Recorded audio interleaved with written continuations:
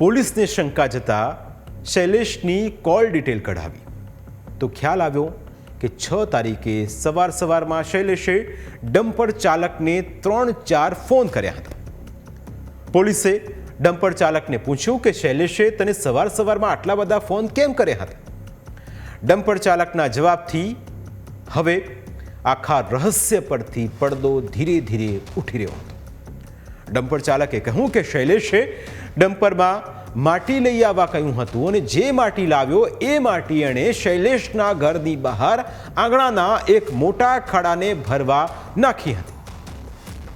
ખાડો શેનો હતો અને કેમ ભર્યો એ સવાલ પોલીસ હવે શૈલેષને પૂછતા જ તે ગોળ જવાબ આપવા લાગ્યો. તે કહેવા લાગ્યો કે ગટર માટે ખાડો ખોદવામાં આવ્યો હતો.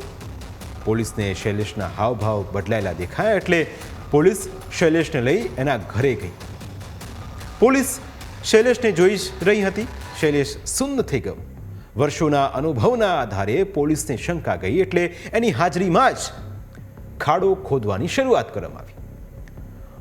થોડી જ વારમાં તો સૌ કોઈ હેરાન થઈ ગયા. એક પછી એક એમ 3 લાશો ખાડામાંથી બહાર કાઢવામાં આવી, જેમાં એક લાશ નૈનાની હતી અને બીજી 2 લાશ શૈલેષ અને નૈનાના બાળકોની હતી.